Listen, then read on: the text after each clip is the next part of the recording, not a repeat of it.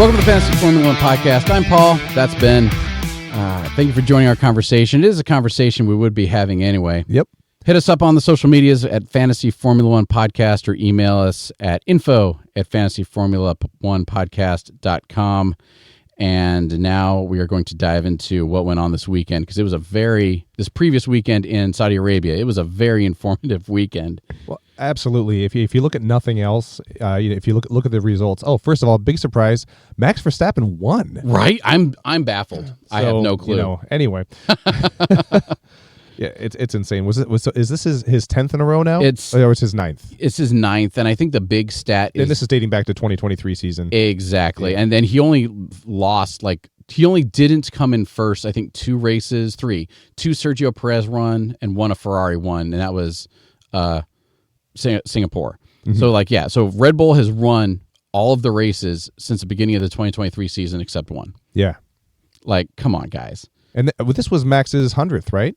It was his 100th podium. 100th. It might have been his 100th podium. Yes, because and one of the questions was, how do you feel about getting your 100th podium in only 187 races? And he goes, well, that's 87 non-podiums. So which is a really good cocky I'm king of the world sort of. Oh yeah, response, no, absolutely. Humble brag here. But, sure. Yeah.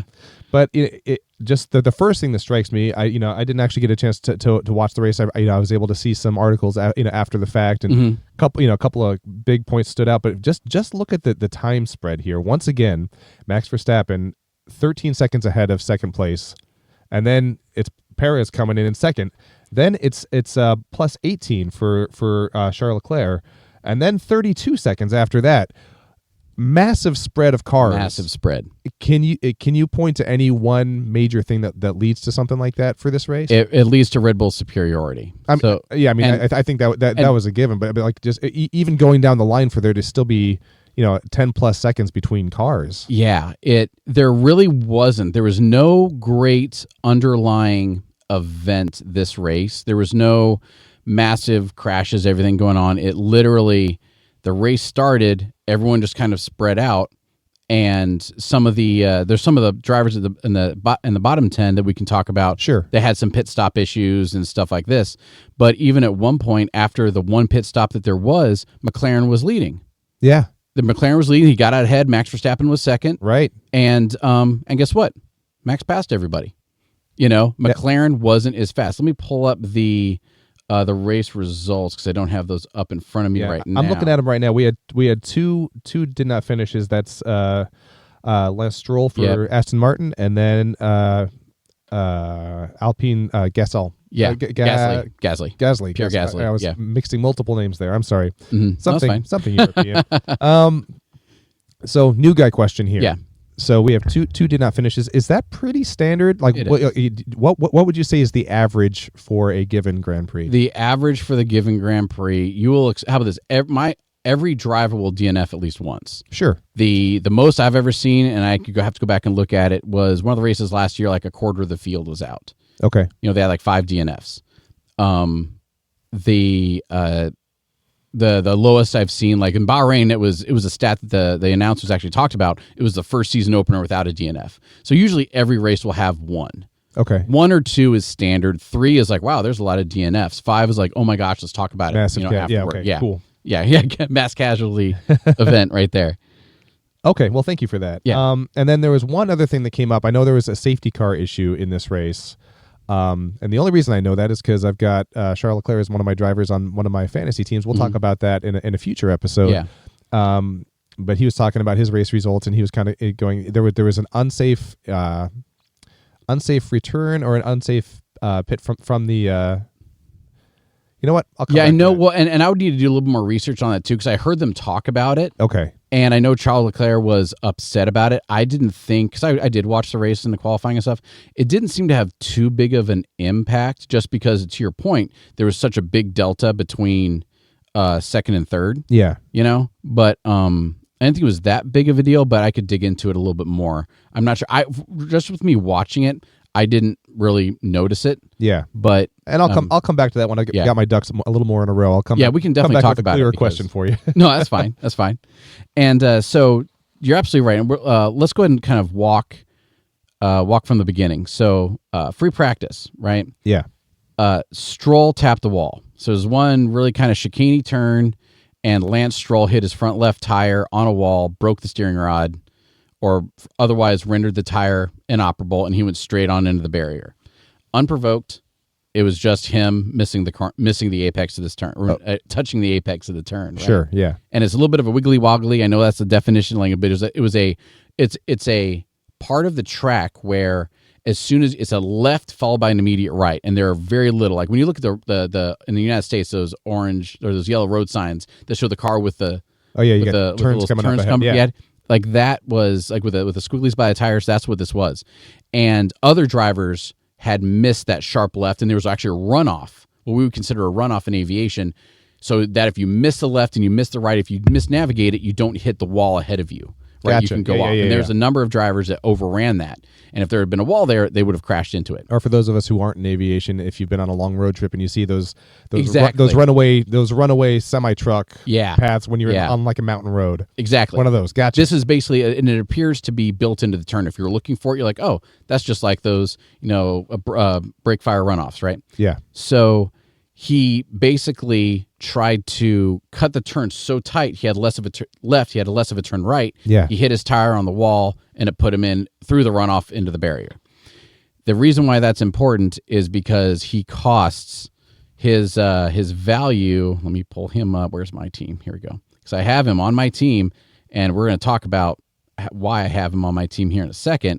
But I put Lance Stroll on my team, and his value was over $11 million. It was 11.2. Yeah. And in free practice, he puts his car into the wall. I picked him up last week as well because, I cleared up some money when I was changing out my constructors, and I was like, I can upgrade my drive. Oh, there we go. Shoot. Yeah. And so the issue with crashing in free practice, it doesn't cost you anything. But now your team, now, first off, there's a mental part, how it's in the driver's head, which would be in mine. Yeah. I crashed, going 200 kilometers an hour into a wall after I missed.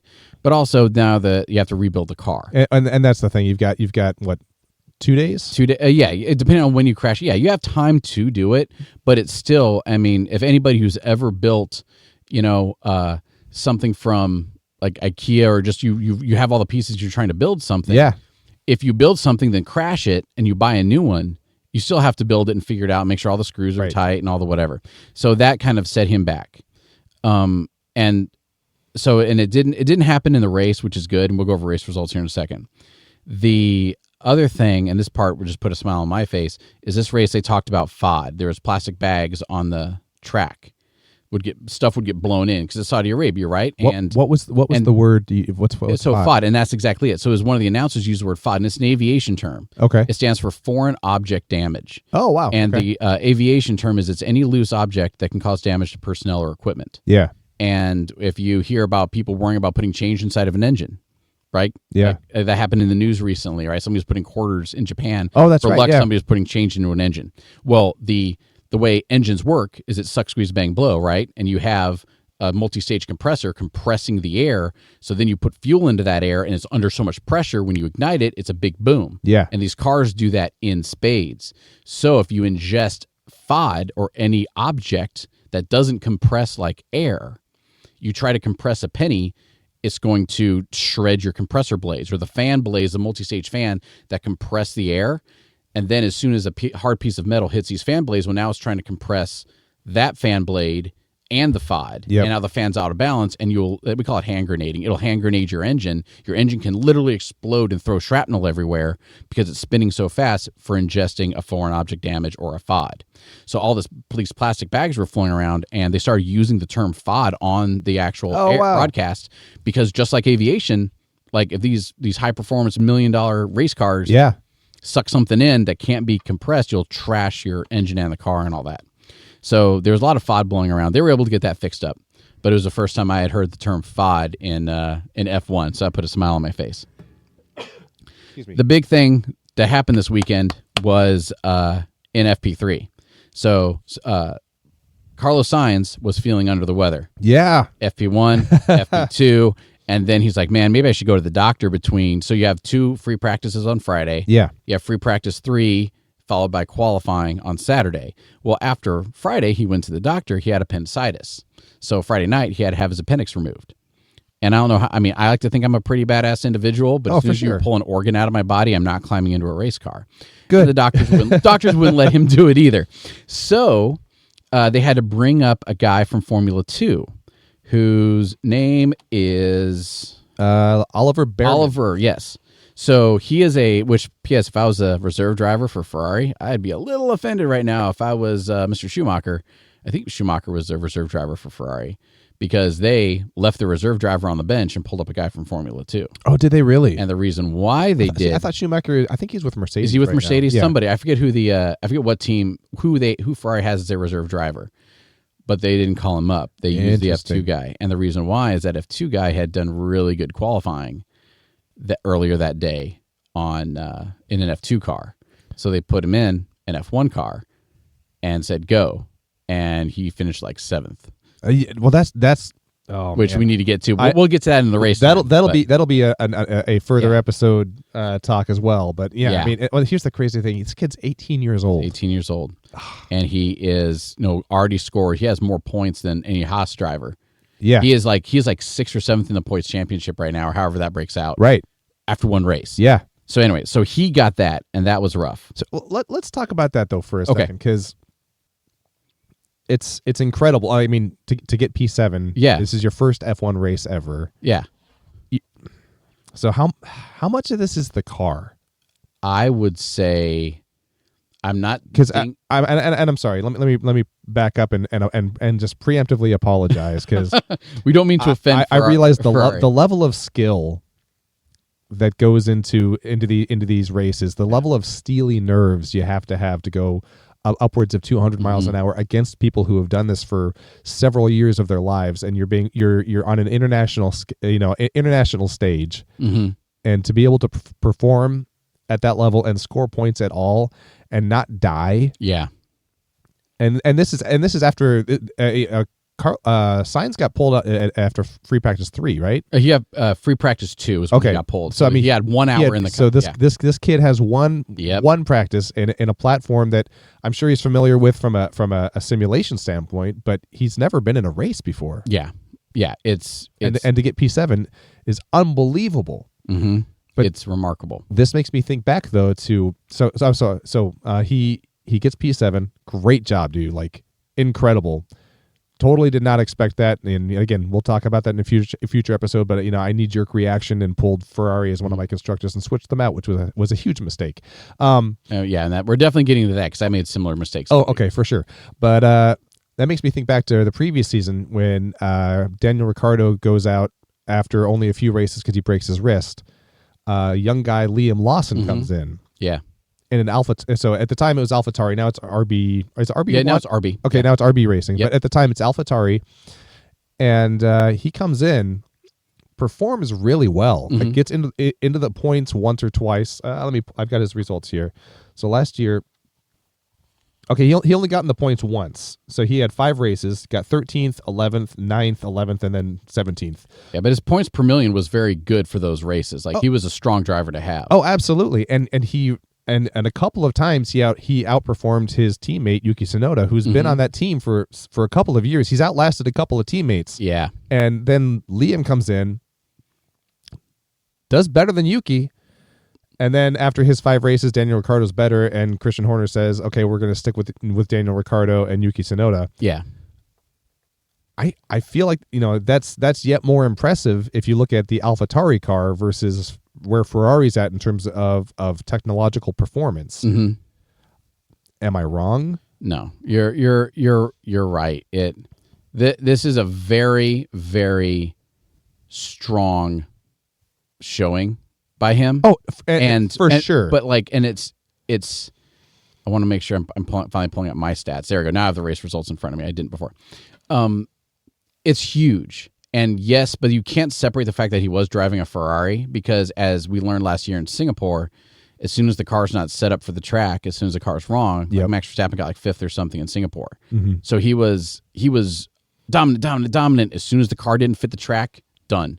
Dominant again, right? Right. So with him, I think the car does matter a lot, but you can't take away the driver's skill. Oh, sure. Like the driver definitely has that ability, and so would he, if you had put him in an AlphaTauri, would you have gotten the same performance? I think you would have gotten a strong performance, but Sure. I don't think it would have been and again, that high. Don't want to take that away, but I just wanted to bring up like, It has you to know, be both. what key factor differences are And there. for example, as soon as you get, like, there's a lot of dynamics into these relationships. So you have your strong driver. Yeah. And to your point, he was able to get the car adjusted and just like him, but he didn't know what he was trying to get it adjusted for, right? So he just kind of got in there and drove. Yeah, you have to. He didn't even have a benchmark of exactly. what is my ideal setup. So maybe that setup worked. Maybe the car just happened to be perfectly in tune for him. Maybe he just went. Maybe the Ferrari is just that superior, which I think they are. Mm-hmm. You know, there's a lot of different ways to look at it, but when you get somebody like Max, like to juxtapose him with Max Verstappen, I feel like he has that strong relationship with his engineer, and they're able to communicate and work well together, to work with the designers and work with the mechanics to get the car to be that strong. Yeah. From a Sergio Perez strong second place to Max Verstappen dominant first. And with him, with the new with Oliver, I genuinely feel like he probably has that skill level on the level of Max Verstappen sort of thing. Yeah. That once in a generation sort of ability. I think he just had a very strong race and he's going to never do that well again. Or if he can repeat that, then I think it's a really strong ability. And once you adjust the car more to him, I think it'll be exponential how well he can go. The part that infuriates me about all this is that if literally one of the top 20 drivers in the world hadn't gotten appendicitis, he never would have had that chance. Oh, absolutely. He would have been dominant through F2. Maybe he would have gotten looked at for a Haas job next year, and then they would have put him in an AlphaTauri. They put him in one of the bottom 5 car constructors. They would try to work it out, and then maybe he would have been good. Maybe he would have gone in the way of Nick DeVries, right? Yeah, where he did fine. He didn't blow him up, but he was also driving AlphaTauri, and they benched him after 10. For whatever reason. Maybe there was political reasons with that. But if you put Nick DeVries, granted, if you put like they have to be able to handle the car at that capability. And, for example, Nikita Mazepin, who you can question his pedigree, he couldn't handle a fast car. They had to tune down the car so he could actually keep it on the track. When you have, like Logan Sargent, our countryman, last year arguably had a hard time handling the car. He kept going over track limits, and that was a big thing that plagued him. This year, he's doing a lot better. When he went off the track in Bahrain, it was because I watched a special on it. His brakes adjusted all the way forward, like he got runaway brake trim, basically. Yeah. And suddenly his front brakes locked up, and he was like, and that was it. And then he had to go and he had to get it fixed. That wasn't necessarily his fault. But if you put him in a Ferrari, or if you put him in, a Ferrari, could he keep it on the track? Is it too powerful of a car? Right. With Logan and with a lot of the other rookie drivers, you expect them to have issues with it. This guy didn't. Sure. And I didn't put him on my team because I'm like, man, this guy's going to be lucky to keep it on the track. Right. No, he proved me wrong. He just kept it on track. He did wonderful. Well, So and that is the incredible thing too. I think I've never been in an F1 car. I think it'd be thrilling. I think I would be if I ever got to do a lap in that car, in one of those cars, give me the slowest one, so I don't, I have a slightly lower chance of killing myself. Yeah. If I survive that lap, I will be an infinitely better driver. Mm-hmm. Moving forward after that first drive. So I mean, you got to wonder, when you give somebody a chance, going from no experience in a given platform to one drive, there should be a world of difference after that. Yeah, absolutely. And I think we're going to see it. But the reality remains, you're still racing against the best in the world every week. Yeah, which is insane. But it's like I've done snowboarding once. I skate. I skateboard. Yeah, I love skateboarding. I thought I'd be great at snowboarding, and it was an awful day. It was Vermont. It was icy cold, and I fell on my face more times than I care to share. And what I've heard is it takes 3 times, because the first time it's nothing like you think. The second time, it's worse because you think you know what you're doing because you ate it so many times. The third time is that kind of that magic time where you adjust and you're like, oh, this is really cool. Now, I don't think my one time counts anymore, because I think I was 21 years old when I tried snowboarding the first time, and I haven't since. So I think I would have to redo my first time and go through that cycle before it gets fun. And now I'm pushing 40, so I don't think I think that window is closed for me. But I wonder what the kind of the mental and physical ratio is for. I'm a racer, but I've never been in an F1 car. Now I have, and now and now I'm going to over adjust and maybe maybe push it too Could much, be. and then maybe 3's the magic number. Who knows? Yeah. What's that like? And to that point, what's that like called? Beginner's luck. Yeah. Where and there's a whole like psychology test where you don't know how to fail. You don't know that you can't do it. Kind of like with Tony Hawk and his 900, right? Yeah. Tony Hawk, the skateboarder. And for anybody uninitiated, Tony Hawk back in, I don't know when this occurred, it was right when I was late 90s, early aughts. So he's this amazing world-class, best in the generation skateboarder, pushed the boundaries of the sport.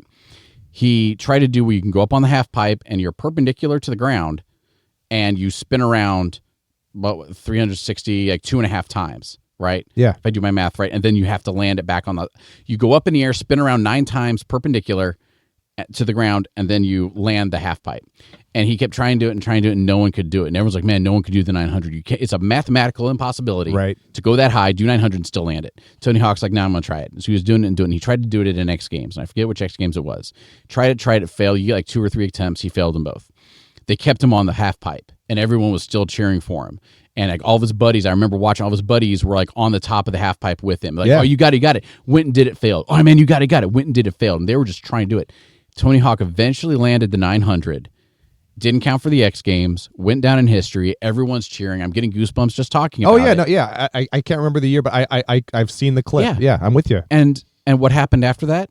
Everybody started doing it. Everyone can do it. So here's the deep philosophical question of the day. What is more powerful, not knowing what's impossible or learning what is possible? Exactly. Because learning what is possible will change, and it'll only be changed by the person who doesn't know what's impossible. Yeah, that's true. Yeah. Or if they're willing to push those boundaries. But we're taught in society, every society, right? Not just Western culture, not just the United States. No, this is what you have to do. I want to go be a race car driver. You probably won't work. And you're right. For a lot of people, it probably won't work out. For all skateboarders and all of human history, it didn't work out doing a 900. So, but yeah, another example in the movie Pacific Rim, Charlie Day. Yeah, he successfully melded his mind with a kaiju. Yeah, and wasn't supposed to be doable. No, but he lived. I love it. And I did just realize I had a typo earlier. So Lance Stroll tapped the wall in the race, not practice. I feel like I misspoke. Yeah. I misspoke that. Sorry. I wrote it down under my FP2 notes for some reason, but I looked at the stats. Yeah, he got the DNF then. But 5 laps in. That's all right. Sucked. His Sorry about that. His dad will fix the car. His dad will fix the car.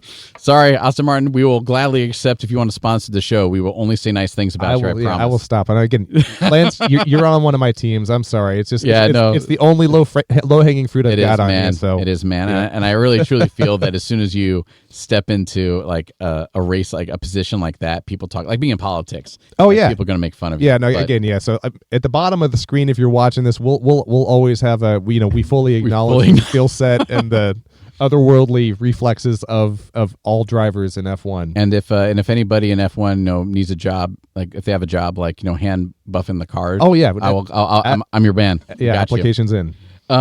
So then Pierre Gasly, since we're getting into the race, so Carlos Sainz, we talk. Okay, so this is real quick before we FP3 Zhou Guanyu. Sorry, I was pronouncing his name. He spins in that same chicane, I think it was, and maybe it was a different part, but he.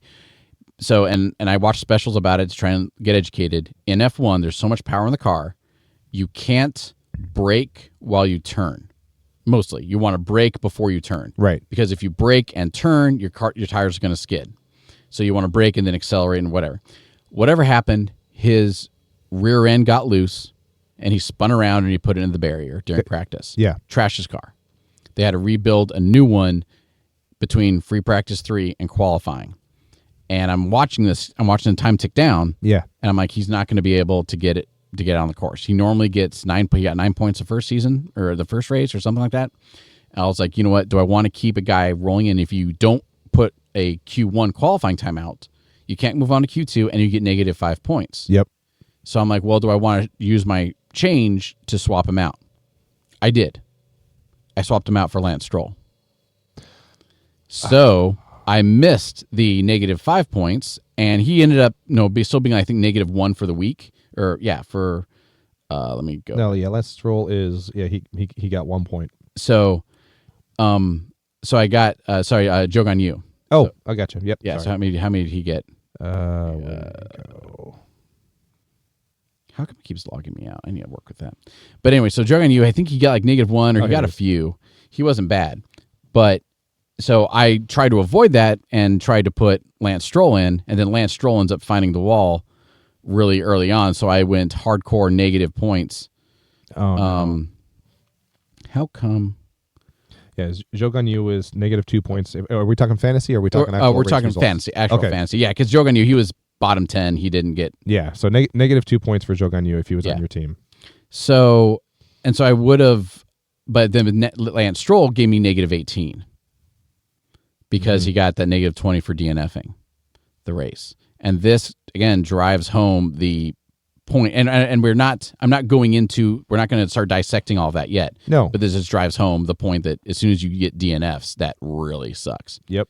Anyway, so that was my mistake. But the thing is, it was a calculated one because I'm like, do you want to have, Joe Gun Yu, who not qualified, start at the bottom of the pack, would start with -5 points, or do you want to take a guy who's arguably a strong driver, at least middle of the pack driver, and put him in? And I was like, man, I'm really glad I did this right. This is so cool.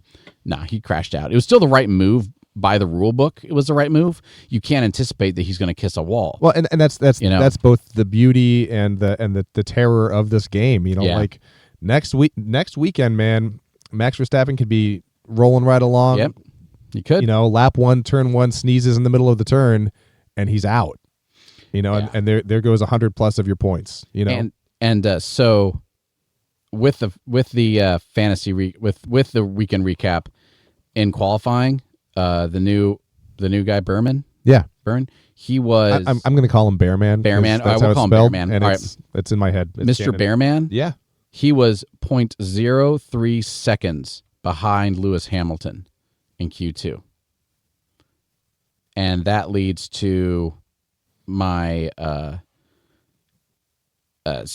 And then in the race, what do we have for race? I'm trying to make sure we stay in race focused here, and then go into the fantasy stuff for episode number 2, which is what we're trying to do.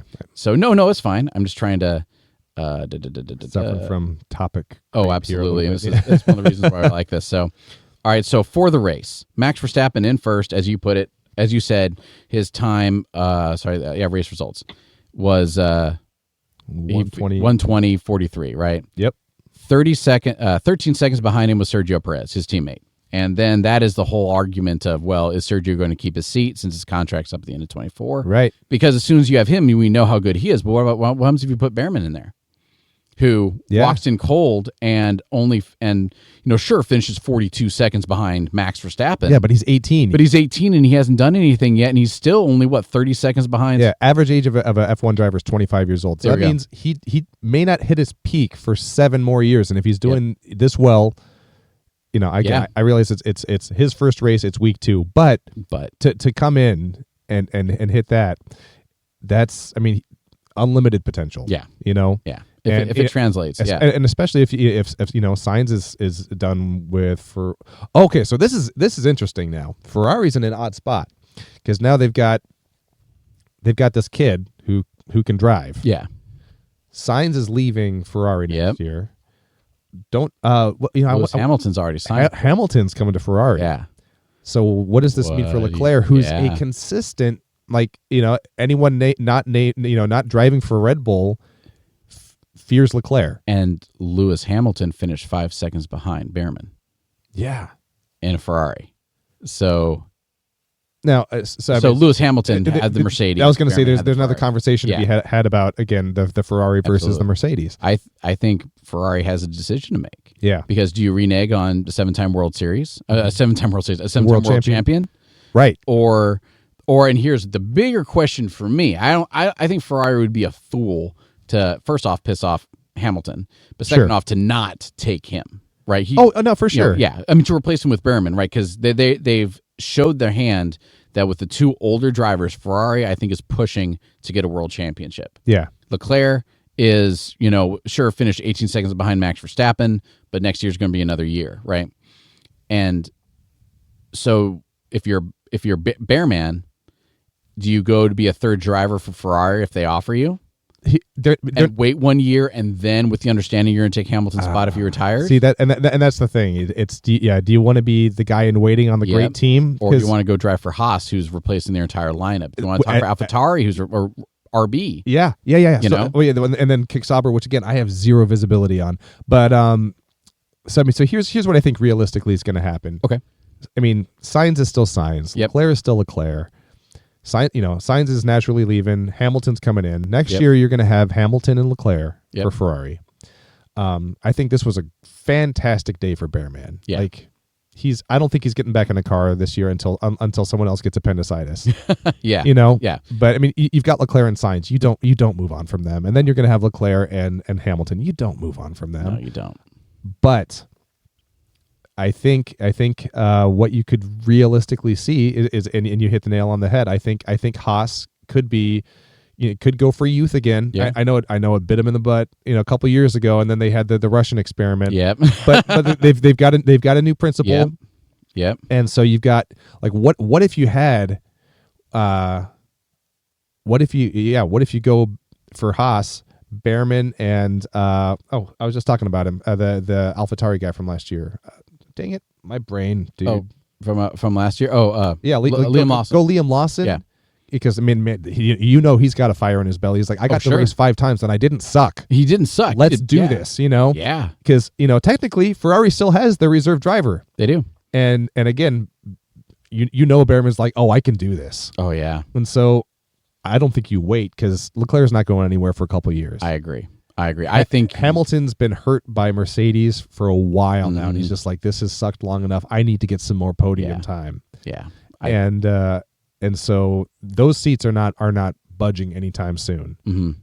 The only weird variable I can think of is what happens. Red Bull has to re-sign Perez. I don't see how you can look at I don't know how their company's organized. I really don't know, but I'm going to call it your stockholders, right? Yeah. I don't see how you look at your fan base, your stockholders, and not resign Perez. Yeah. Because he's been number 2. Like, give the guy a raise. Give the guy a raise, make him happy. Yeah. And the argument is kind of like the bird in hand or two in the bush. Do you want to get a second driver who can challenge Verstappen? Right. Well, as soon as you're Max Verstappen and I'm Perez, and then the power comes to because, oh, hey, Jason, you're fired. Ben, we're going to find somebody who can challenge you on the track. Well, then what are you going to do? Yeah. Like, you're like, hey, man, what about? I thought I was your guy. Yeah. And so you would want me to be, I think you should pay me more than, $10 million or whatever we decided he was getting paid anyway. Go ahead and give me, I don't know, $2.5 million, and I'll be your second fiddle. I ain't scared. Absolutely. I'll block, I'll get in second. I'll block for number 1. Absolutely. Let's do it. Why would you get rid of me for doing it while I'm doing it well? Right. And then the argument is, well, we're looking ahead 5. We're looking, 3-5 years in the future. Sure. We want to get the next Max Verstappen in there. Well, all right, fine. But what's going to happen as soon as now suddenly during the first, quarter season of growing pains, when whoever you put in the Red Bull is maybe middle of the top 10. Right. He's not right behind you, or she is not right behind you to block for Max, to slow down everybody.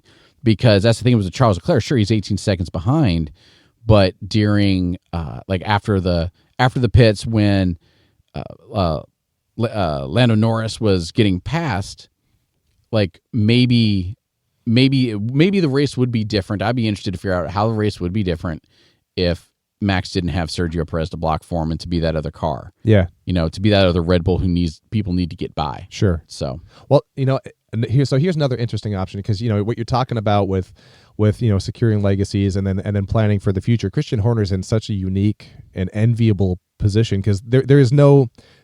There's F2, there's F3, there's FE, right? Yeah, yeah, Formula E. But there's really no F1B league, No. except for Christian Horner, who's got RB. Yeah, and so that's where he's tinkering with stuff because I think he's doing a smart thing by not sacrificing the present in the service of the future because you've got Max Verstappen and you've got Perez. Mm-hmm. So he's been tinkering with RB racing. Yeah. I think what's going to be very telling, because again, you also do have, dang it, what's his name? Liam Lawson. Liam Lawson. Yeah. I've got just a fog over the name Liam for some reason. No, you've got him in the fold still. Yeah, you do. So you've got your next driver if Yuki doesn't work out anymore.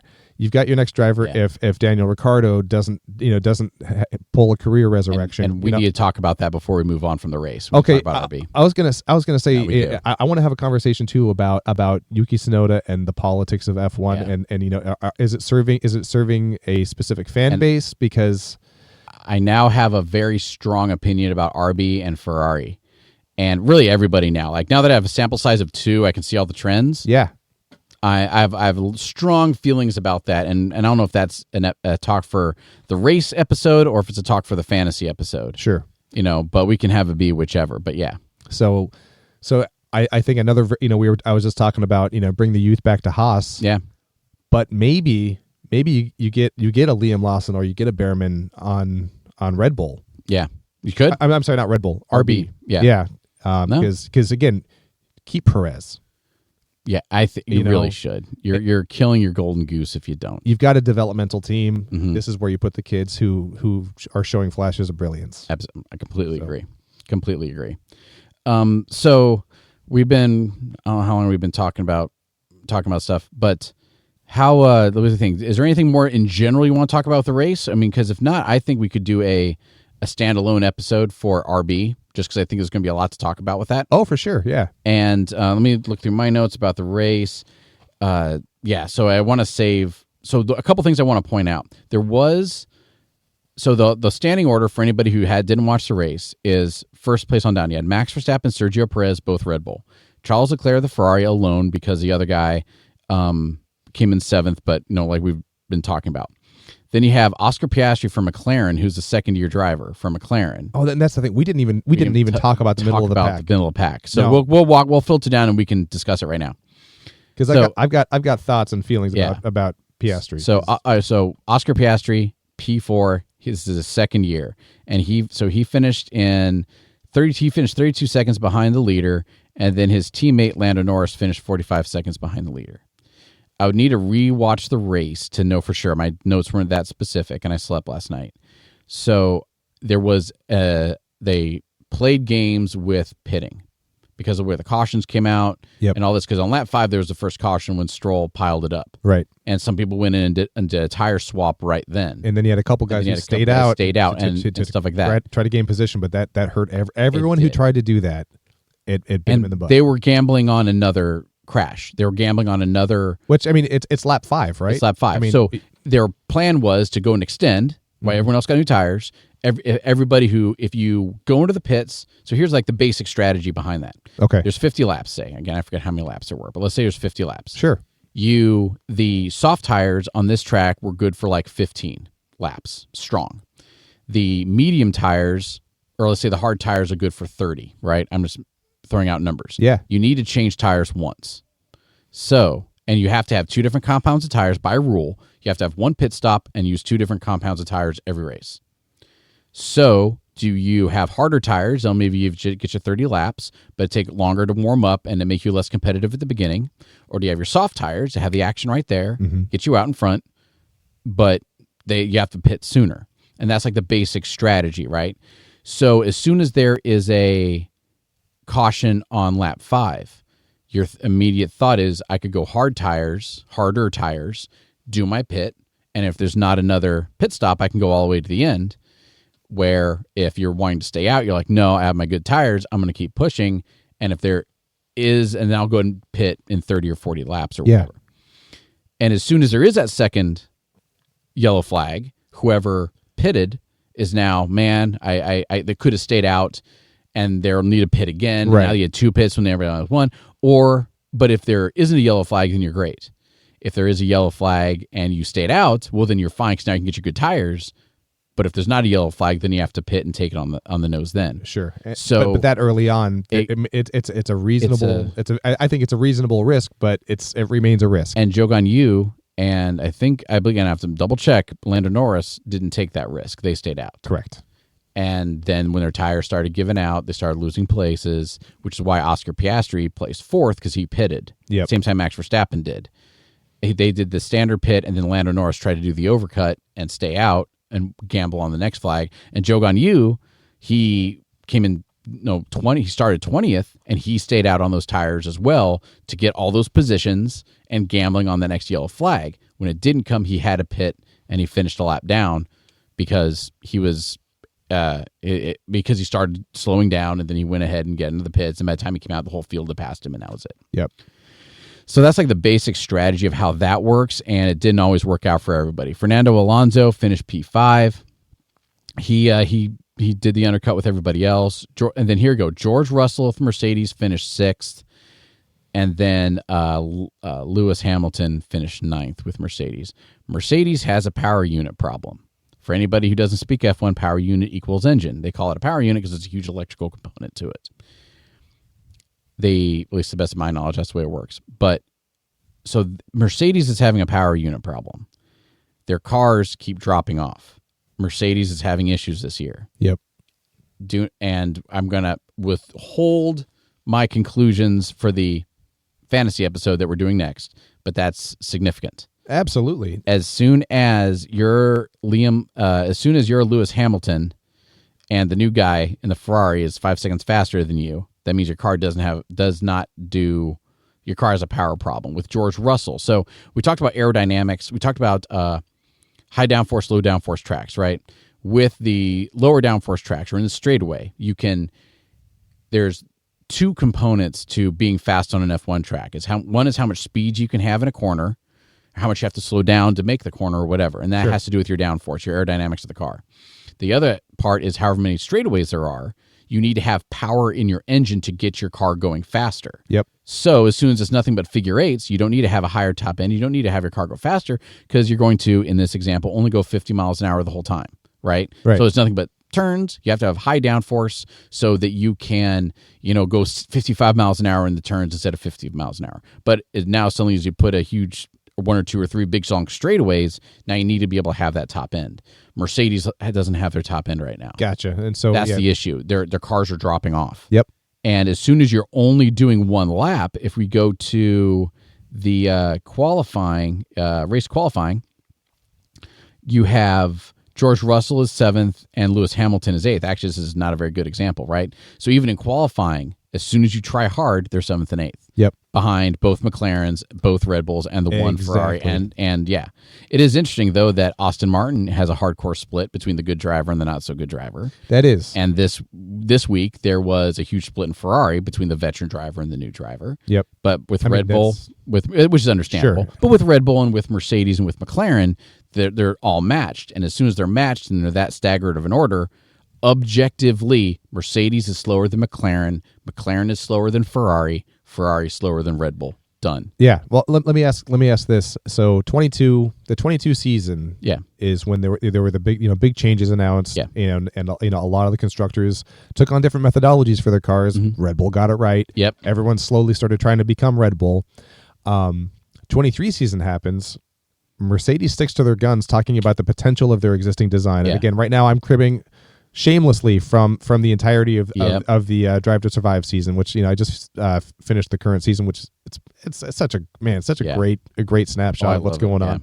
It's still a year removed, and so you've got these conversations with Toto Wolff, who's the principal for Mercedes, and Lewis Hamilton, who's been their rock star for years and years and years. This stalwart figure and 7-time world champion, and they have a couple of these conversations where they're saying the biggest mistake going into the season was trying to stick to our guns and say this design methodology is going to work, and and the potential is there. So it sounded like the big takeaway was, okay, we're gonna go back to the drawing board and try something new. But week 1 and week 2, we're having issues again. Yeah. Do you have any input on what if any changes were made from their previous methodology? From Mercedes standpoint? Yeah, going from 23 to 24. So they did a full, from what I've been informed, they did a full reset back to the end of 22. Okay. They literally took where they deviated from everybody else. Yeah. Right? They had their big idea. They reset back to that point with a couple lessons learned. Oh, sure. Took the lessons learned from Red Bull, and now the prevailing wisdom among F1 talking heads that Mercedes is 2 years behind everybody else. Gotcha. And the interesting thing, the two big concepts Mercedes tried to incorporate is they put the driver more forward in the car. They physically move the cockpit of the driver forward. And with that, it does a lot for balance. It does a lot for really like weight and balance with how much you can put behind the driver, how much you can put in the nose, things like that. I mean, it's the difference in performance. So, It is. Going a standard car to a mid-engine car. Exactly. Like when they made that change with the Corvette, I know all the purists were like, "Oh my God, what are you doing?" But that car smokes everything else on the road. Exactly. So they did that, and they were going for a thing called, and I need to do more research on it, a zero side pod concept. So right now, if you look at an F1 car by the nose, it looks kind of boxy behind the driver a little bit. It kind of comes out. You have your tires on the side, and then it doesn't look like a aircraft where it's cylindrical. Sure. It has like shoulders. It basically has shoulder pads on it, right? They're trying to shrink those because the less you can, but you have to put less inside. You have to have lighter, smaller things that can do more. And I guess they were trying to do a zero side pod concept car. And by doing that, you move the pilot forward, you move the driver forward, it gives you more space to shrink everything down behind him. I see. That's where I drive, at least. If you talk to an engineer, they're like, well, it's like 2% accurate. But and that's from a practical standpoint, that's what, to me, it looked like they were trying to do. Gotcha. And they failed. Okay. That's what Red Bull is doing without moving the driver forward. Interesting. Red Bull is shrinking their side pods. And from what they say, wait 7 weeks and it'll look a lot different, but they're keeping the driver where it is. And one thing Mercedes did is they moved their driver back to where it was. Okay. And now they're picking up right where they left off. So they're still fine. They're still driving a Mercedes, but your McLarens and your Ferraris and your Red Bulls, but your McLarens and your Ferraris that did fine last year, that didn't waste all those weeks of evolution, took the Red Bull lessons learned, and now they're going to be forward of Mercedes all year. I see. And so, and this is a rough, I enjoy kind of trying to keep things simple. If you see a car, if you drive on race 1 and you're like, all right, here's the results when you change something. The results will be available around race 7 or race 8. And it's not 100% because it depends on how many races are in the week, if they're back to back, if it's a big 3-week break, Gotcha. Stuff like that. Yeah. But there's that big of a delay. It's measured in months to go ahead and be like, we have this issue, let the engineers fix it, come up with the part, test it, make sure it'll work, go ahead and make it, put it on the car, and see if it actually works in real life. Hope the driver keeps the car on the road long enough to actually let us gauge whether this change worked. So there's that big of a thing. Gotcha. So after race 1, come race 7 or race 8, is when you expect them to be able to incorporate the lessons they learned at the beginning of the season in training. I gotcha. After race 7, race 8, then it goes to the mid-season break before they can put new stuff on. Yep. Then they'll try it right before the mid-season break. And then when they come back from the mid-season break, or maybe that'll be the next evolution time, you can go with modified. You can put the new modifications on your car. And that was when McLaren took off last year. Gotcha. So there's cycles of evolution. And what that means for us as fantasy teams, if the cars stink right now, they're going to stink for the next 5 or 6 races. I hear what you're saying, yeah. And we'll go over that in a minute, but it's worth putting here, is that right now Mercedes is slow. Red Bull is fast, Ferrari is fast. McLaren's not bad. Yep. That will be true for the next 5 races. Gotcha. So we need to make the switches. And then as soon as... Wait till you see something good happen for Mercedes. Once you see something good happen for Mercedes and everyone's confident about it, and then you see it happen again and it's repeatable, then you go ahead and you make your switch. You can make your switch immediately if you want, but then you get a little bit knee-jerk in it. Okay, so the fantasy lesson for this episode is you can have faith in something. Yep. That's not going to translate into points. Being able to say, I told you so 5 weeks down the line won't do you any good for these coming 4 weeks. Exactly. Exactly. So maybe and I'm getting to the punchline of the next podcast. Will Mercedes do better? Absolutely. And as soon as they start to pull it out in 10 races, and you're like, man, I knew I had it by then. For the game, if you want to play Fantasy F1 to represent your team, then keep them. Yeah. If you want to play Fantasy F1 to win, don't keep them, because they're going to decrease in value while everyone else increases. Right. You need to get on the teams. If you're playing the stock market about it, you have to get on the teams, ride that value up, and then when Mercedes starts to climb, you can divest whoever you're in, get on Mercedes, which we'll get to there in a minute. Yeah, so pick your constructors based on performance, and then gauge whether that performance was based on whether they did something good, or whether everyone else did something bad. Exactly. So you want you want a constructor that does things good. The term for that in F1 is on merit. If they win on merit, if they do well on merit, fine. If they do, if one car is left in the pack and wins that, and then wins that race like that, and I love it. I forget which year it was, but it was the Indy 500. I told you about this, right? The Indy 500. There was a wreck right after, or there's for some reason the entire field went to pit like 2 laps from the end. Oh wow! Number 36 or whoever was in the back of the Indy 500 field was like, nope, I'm not doing powered it. Through YOLO. It. Yeah. He powered through it. Everybody else went in, got fuel. Did you just single-handedly bring back YOLO? I did single-handedly bring back YOLO. You're welcome, America. Feels like 2013 again. It does. Yeah. And the guy ran out of gas coming out of turn 4 at the Indy 500 and coasted across the finish line and won the Indy 500 out of gas under no power.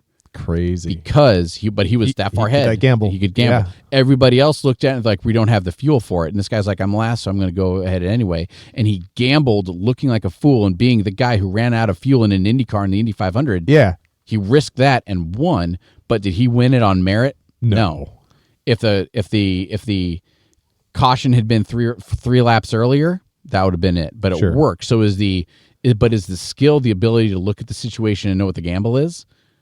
But I gotta say that guy probably had a hell of a week. Yeah. Well, absolutely. Are you kidding? I would get tattooed on my chest. Oh, for sure. I'm an Indy 500 winner. Yeah. Kiss my behind. Yeah. You know. All right. So going back through this, so you have both of the going back to finish up what we're talking about with the race. 4 results: Lewis Hamilton, Lando Norris. That was just the pitting issue. Yeah. And he ran out of tires and all that. I sincerely put him, if he had pitted with Oscar, he would have been ahead of Oscar. He would have been P5. Nico Hulkenberg, the good old Haas. Got a point, man. And he got that point on merit. Now, you can argue that Lance Stroll would have had that point if he hadn't hit the wall. But I don't know. I don't like to sit here and say that. Pierre Gasly, he had a gearbox failure on the warm-up lap. One of my guys had a gearbox failure on the warm-up lap. Alpine has problems. They know they have problems. If you look back at their qualifying times, they are qualifying, where is Alpine? They're qualifying, like this race, they qualified 17-18. The race before, they qualified 19-20. That is an issue. Yeah. We cannot have faith in Alpine right now. Esteban Ocon did fine this race. He finished P13. He did. He finished a lap down. So he was 1 lap down, still finished P13. But as soon as people hadn't done the undercut with the tires, as soon as Daniel Ricciardo hadn't spun out and gone a lap down for it, I think he did, as soon as Kik Sauber had actually figured stuff out with Valtteri Bottas, he had another pitting issue. Mm-hmm.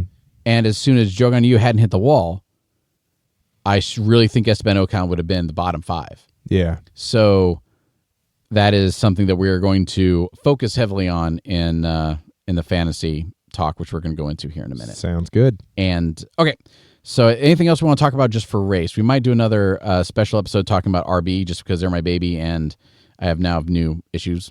But anything else we can talk about with the race? Yeah. Total side note. Yeah. Again, F1's really gaining traction in the U.S. for the first time in a while. Yeah. However, I think what the FIA needs to do, and I got my Back to the Future shirt on right now, and the whole crux of that movie is get up to 88 miles an hour, and it's this fairly lengthy process in a DeLorean. It was chronically underpowered car, but that got me thinking. We should do the relative Olympics idea. Have you heard the concept? Yes. The Olympics would be so much more entertaining. Yes. Every event, because you have all these obscure sports. Yeah. But if you put an average Joe against the Olympians, yes, you would have such a new appreciation for even the weirdest sports like the biathlon. Right. Again, I'm not throwing shade at it. It's crazy. You're skiing with guns, but put a regular dude or woman against the Olympians just to show how insanely difficult this weird sport is. Absolutely. I would watch every event always. Do that with F1. Oh, can you imagine? Build a single lane inside track. So you've got a smaller track in a relatively fast kart. Yeah. Like you watch F1 now, it's like, oh look, the cars are going fast. But I do the same thing if I'm watching if I throw on NASCAR. Oh look, the cars are going fast. Yeah.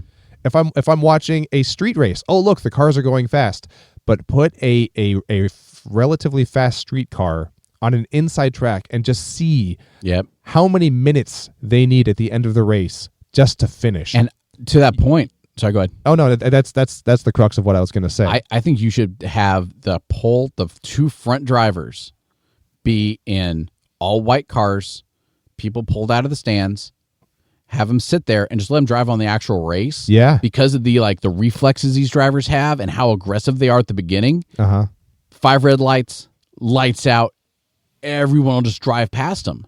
Or they'll crash into the wall. Right. Yeah, just watch it and watch them be like, hey, you can't put bumpers on their cars, so that way whatever. Do your inside track idea. That's actually better with bumpers on it. Yeah. And just watch them try to keep the thing pointy nose forward. Absolutely. And I completely agree. And then for a fantasy element of it too, you can pick the inside car under the condition that if they pass a single car, not in cases of did not finishes. Yeah. But if they pass someone, it's an automatic 160 points. Yeah. Like pass one car. One car. That does finish.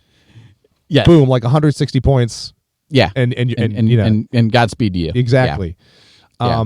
I would watch every race, because you would just see, holy crap, these cars are so fast, and the way they corner, it's insane. Yeah. So and the last note about the what do you call the Olympics? The relative Olympics. Relative Olympics. The 2 events I always think about with that is for women's, it's the beam, how they jump onto the balance beam. Oh yeah. And I'm like, nah, they just fall. And for men, it's the one where they're like the rings, where they're holding onto the rings. Oh, sure, yeah. And it's like, can you imagine any guy who's like, man, I'm pretty strong. I could do the Iron Cross. I could do the Iron Cross. Yeah. It's like, do it. I did a few years back. I did one of the Ironman, not Ironman triathlon, but the Spartan race. Oh yeah. And it was like, you have to swing along on these monkey bars. Oh, that'll be fun. No. I'm like, oh my gosh. Yeah. But okay. Anyway. So, all right, cool. Well, thanks for joining us, and we will see you next time when we discuss the fantasy stuff. Absolutely. Cheers. All right.